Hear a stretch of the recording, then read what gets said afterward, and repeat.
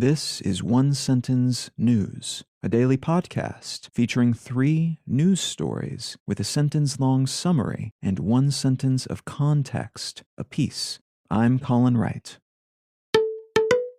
It's Tuesday, February 22nd, 2022.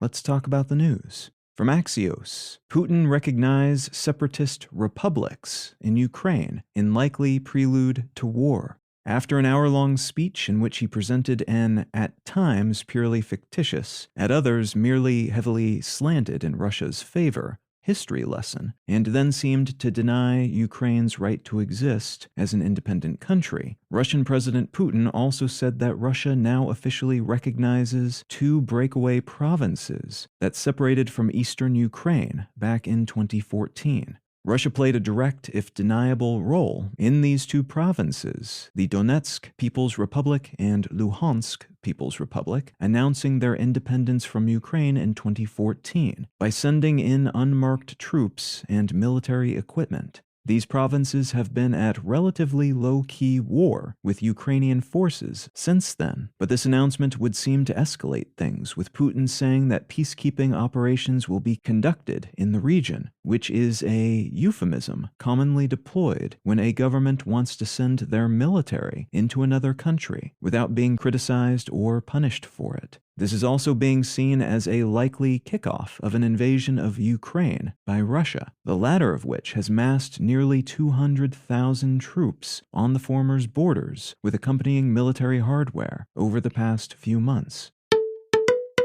From Bloomberg, Johnson scraps COVID restrictions just as Queen tests positive.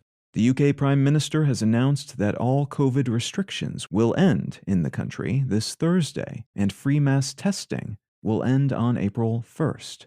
Although many people were no doubt looking forward to this moment, it arrived at a somewhat awkward time, just a day after it was announced that the Queen, who is 95 years old, has COVID, is experiencing mild cold-like symptoms, and will be isolating.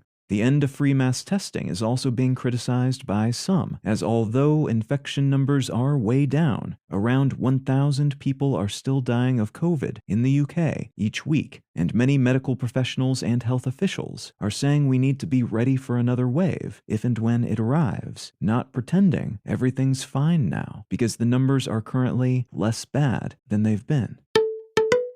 And from Reuters, Dominican Republic begins building border wall with Haiti. A wall that will cover about half of the 244-mile or 392-kilometer border it shares with Haiti is being built by the Dominican Republic. Construction began last weekend. Haiti is one of the poorest and most crime-ridden nations in the world, while the Dominican Republic is comparably wealthy due to tourism and stable governance. Consequently, a lot of Haitians cross the border into the Dominican Republic each year, seeking work. The Dominican government says this wall is meant to help prevent illegal excursions into the country, but mostly for the purposes of reducing the amount of smuggling taking place, which in turn funds organized crime in both nations.